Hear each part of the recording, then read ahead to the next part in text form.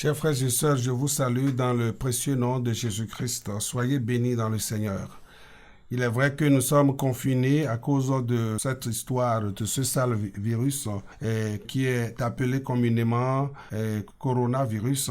Mais nous sommes confinés. Cela ne veut pas dire que notre esprit est confiné, notre pensée est confinée. Nous sommes en direct avec le Seigneur et nous pouvons continuer de fêter notre Pâques avec grande joie dans nos maisons. Ça n'empêche rien. C'est pour cela que, en tant que responsable spirituel, j'aimerais m'entretenir avec vous sur le sujet qui est le sujet mondial, la fête de Pâques, qui est prêché, enseigné d'une manière ou d'une autre un peu partout dans le monde en ce jour, le dimanche de Pâques. Une fois encore, bonne fête de Pâques. Nous allons tirer notre enseignement dans Exode chapitre 12 comme texte de base. Exode chapitre 12, nous allons lire les 13 premiers versets. L'Éternel dit à Moïse et à Aaron dans le pays d'Égypte: Ce mois-ci sera pour vous le premier des mois. Il sera pour vous le premier des mois de l'année. Parlez à toute l'assemblée d'Israël et dites: Le 10e jour de ce mois, on prendra un agneau pour chaque famille, un agneau pour chaque maison. Si la maison est trop peu nombreuse pour un agneau, ou on le prendra avec son plus proche voisin, selon le nombre de personnes.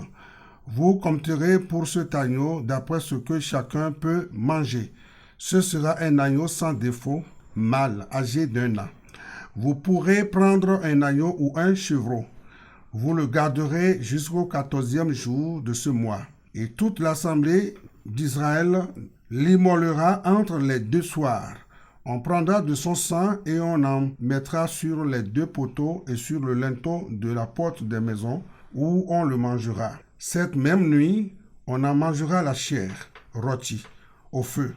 On la mangera avec des pains sans levain et des herbes amères. Vous ne le mangerez point à demi-cuit et bouilli dans l'eau, mais il sera rôti au feu avec la tête, les jambes et l'intérieur. Vous n'en laisserez rien jusqu'au matin. Et s'il en reste quelque chose le matin, vous le brûlerez au feu. Quand vous le mangerez, vous aurez vos reins sains, vos souliers aux pieds et votre bâton à la main. Et vous le mangerez à la rate. C'est la Pâque de l'Éternel. Cette nuit-là, je passerai dans le pays d'Égypte et je frapperai tous les premiers-nés du pays d'Égypte, depuis les hommes jusqu'aux animaux. Et j'exercerai des jugements contre tous les dieux de l'Égypte. Je suis l'Éternel. Le sang vous servira de signe sur les maisons où vous serez. Je verrai le sang et je passerai par-dessus vous, et il n'y aura point de plaie qui vous détruise quand je frapperai le pays d'Égypte.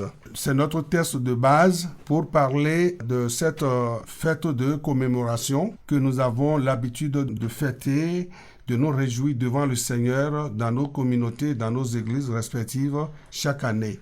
Dans l'Exode, chapitre 12 que nous venons de lire, le contexte historique de la première célébration de la Pâque nous est plus ou moins présenté.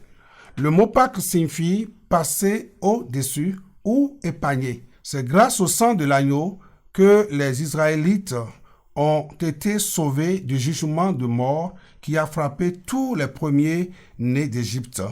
Dieu réclamait le signe du sang, non parce que cela permettait d'établir une distinction entre les demeures, mais plutôt pour instruire son peuple de l'importance de l'obéissance et de la vertu salvatrice du sang rédempteur. Tous ces événements préparaient le chemin pour que paraisse l'agneau de Dieu qui, des siècles plus tard, ôterait le péché du monde. Jean chapitre 1, verset 29, il y a Jean-Baptiste qui, un jour, voyait Jésus venir vers lui, a parlé en montrant Jésus-Christ à ses disciples. Voici l'agneau de Dieu qui ôte le péché du monde. Vous voyez.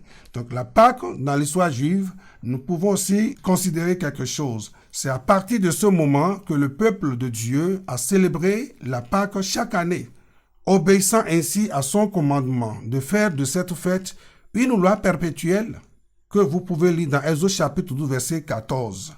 Il convient cependant de noter que cette fête n'est qu'un sacrifice de commémoration. Seul le sacrifice offert en Égypte a une pleine efficacité.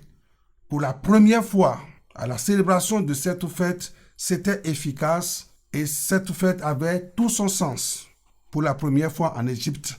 Mais le fait que cela est répété chaque année devient une commémoration. Et c'est le Dieu Tout-Puissant qui a voulu que ça reste une fête à répéter chaque année pour ne pas oublier leur histoire d'esclavage en Égypte et comment il a pu les faire sortir de la main de Pharaon. À l'époque du Nouveau Testament également, les Juifs continuaient d'observer cette Pâque.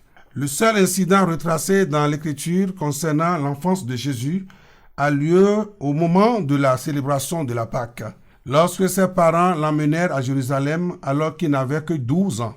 Luc chapitre 2, versets 41 à 50, nous trouvons l'histoire de l'enfant Jésus qui était parti à Jérusalem pour fêter cette Pâque avec ses parents. Plus tard, Jésus-Christ s'y rendra régulièrement et comme tous les Juifs, il y célébrera la Pâque. Nous lisons cela dans Jean chapitre 2, verset 13, où il est dit « La Pâque des Juifs était proche et Jésus monta à Jérusalem. » Donc, à chaque fête de Pâques, Jésus-Christ étant maintenant Jésus-Christ grand adulte, il y participait. Donc, voilà ce que nous pouvons comprendre dans le contexte à l'époque du Nouveau Testament. Jésus-Christ lui-même ne boycottait pas cette fête. Il respectait d'aller à Jérusalem pour fêter, pour participer, pour marquer sa présence avec ses frères à cette fête qui regroupe pas mal de nations. C'était une grande fête qui se fait, même jusqu'à nos jours, encore ça se fête à Jérusalem et un peu partout dans le monde et dans nos églises respectives. Le repas de Pâques est le dernier repas que le Seigneur a pris avec ses disciples à Jérusalem, peu de temps avant sa crucifixion. Jésus-Christ tel l'agneau pascal. C'est ce que l'apôtre Paul nous marque dans 1 Corinthiens chapitre 5 verset 7, qui délivre du péché et de la mort tous ceux qui croient. La Pâque et Jésus-Christ, quel lien il y a entre la Pâque et Jésus-Christ? Aux yeux des chrétiens, la Pâque contient un symbolisme prophétique très riche qui parle de Jésus-Christ. Le Nouveau Testament enseigne explicitement que les fêtes juives sont l'ombre des choses à venir, comme nous pouvons lire dans Colossiens chapitre 2 verset 16 à 17, et aussi dans Hébreux 10, verset 1er, à savoir la rédemption par le sang de Jésus-Christ. Observons maintenant les points suivants dans Exode chapitre 12, qui est notre verset de base. Ces quelques points que j'aimerais partager avec vous nous rappellent notre Seigneur et ce qu'il veut pour nous. Ce qu'il veut pour nous.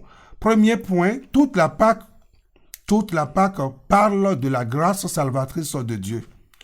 Si Dieu a conduit les Israélites hors d'Égypte, ce n'est pas parce qu'il le méritait, mais simplement parce qu'il les aimait et parce qu'il était fidèle à son alliance, que nous pouvons constater et lire dans Deutéronome chapitre 7, versets 7 à 10. De même, le salut que nous recevons en Christ nous vient par le moyen de la grâce extraordinaire de Dieu également. Éphésiens chapitre 2, versets 8 à 10, dit que nous sommes sauvés par la grâce, par le moyen de la foi, et que cela ne vient pas de nous. Donc, nous sommes sauvés par grâce. Deuxième point qui est très important, l'application du sang de l'agneau sacrifié sur les linteaux de la porte de chaque maison avait pour but de sauver la vie des premiers-nés israélites. Ce sang nous parle de celui que Christ a versé sur la croix pour nous sauver de la mort et de la colère que Dieu éprouvait à l'égard du péché. L'agneau pascal était un sacrifice qui avait pour but de remplacer le premier-né. Ce sacrifice annonçait également la mort de Jésus-Christ à la place des pécheurs, que l'apôtre Paul nous a écrit, mentionné dans son épître de Romains, chapitre 3, verset 25. Paul appelle clairement Christ notre Pâque qui a été immolé pour nous. L'agneau qui devait être offert en sacrifice devait être sans défaut. Cet agneau préfigure la pureté de Christ, le Fils de Dieu parfait. La participation au repas pascal montrait que la communauté israélite s'identifiait à la mort de l'agneau qui les sauvait de la mort physique. De même, notre participation au repas du Seigneur montre que nous nous identifions à Christ dans sa mort qui nous délivre de la mort spirituelle. Comme dans le cas de la Pâque, seul le sacrifice initial, c'est-à-dire sa mort sur la croix, a eu une pleine efficacité. Ainsi, la participation au repas du Seigneur n'est qu'une commémoration que nous célébrons en mémoire de lui. Et cela est écrit dans 1 Corinthiens 11, verset 24. L'aspersion du sang sur l'encadrement de la porte a été un geste de foi et d'obéissance. Cette expression de foi a apporté la rédemption par le sang. Le salut par le sang de Christ ne s'obtient que par l'obéissance de la foi. L'agneau pascal devait être consommé avec du pain sans levain. On sait que dans la Bible, le levain symbolise d'ordinaire le péché et la corruption. Le pain sans levain représentait donc la célébration des rachetés délivrés de l'esclavage d'Égypte, c'est-à-dire du monde et du péché. Ainsi, le peuple racheté de Dieu est appelé à se séparer du monde pécheur et à se consacrer à Dieu seul. Enfin, que pourrons-nous garder de cette fête de Pâques? L'apôtre Paul nous le dit dans 1 Corinthiens chapitre 5 versets 7 à 8 que je veux bien sûr lire avec vous. Faites disparaître le vieux levain afin que vous soyez une Pâque nouvelle, une pâte nouvelle, puisque vous êtes sans levain, car Christ votre Pâque a été immolé. Célébrons donc la fête non avec du vieux levain, non avec un levain de malice et de méchanceté, mais avec les pains sans levain de la pureté et de la vérité. Pour les chrétiens nés de nouveau, demeurons dans le Seigneur dans une vie de sanctification et de pureté. Pour ceux qui n'ont pas encore donné leur vie à Christ, c'est le moment, c'est l'occasion pour vous de venir à Christ en ce jour de commémoration de l'œuvre de Jésus-Christ à la croix pour le salut éternel de toute l'humanité. Car Dieu a tant aimé le monde qu'il a donné son Fils unique afin que quiconque croit en lui ne périsse point, mais qu'il ait la vie éternelle.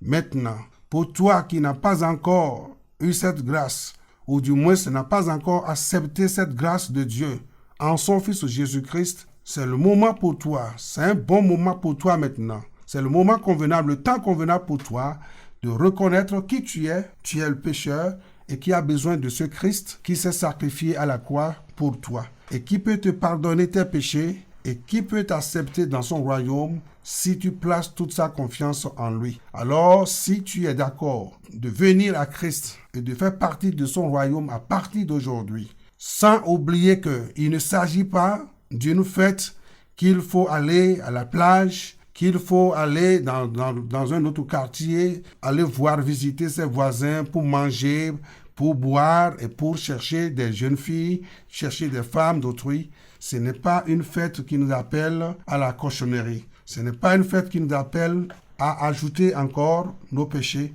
mais plutôt à nous repentir très sincèrement et de venir à Christ, de nous détourner de ce monde qui va à sa perdition, afin que Christ puisse nous pardonner. Donc, si tu veux réellement jouir d'une belle fête de Pâques comme cela se doit, tu dois baisser ta tête là où tu es et tu répètes cette prière après moi, mais tu le dis très sincèrement, tu le dis pas de façon perroquée, mais tu le dis de toi-même. Et lorsque tu le dis et tu pries ainsi très sincèrement de tout ton cœur, le Seigneur va te visiter, Christ va rentrer dans ton cœur et tu ne seras plus la même personne.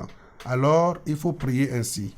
Seigneur Jésus-Christ, je reconnais que je suis pécheur et que par mon péché, je suis déjà un condamné pour toujours. Mais à cause de ta mort et par ton sang versé sur la croix, quiconque croit désormais et place sa confiance en toi, Jésus, tu le sauves. Aussi, je place ma confiance en toi et je crois pertinemment, de tout mon cœur, je crois à ton œuvre à la croix. Ainsi, je crois de tout mon cœur en ton nom et en ton œuvre salvatrice, rédemptrice, que tu es le Fils de Dieu, mort et ressuscité le troisième jour. Désormais, Jésus, tu es le Sauveur et le Seigneur de ma vie. Merci, mon Dieu, de me sauver maintenant de mes péchés par Jésus-Christ, le Fils de Dieu. Amen.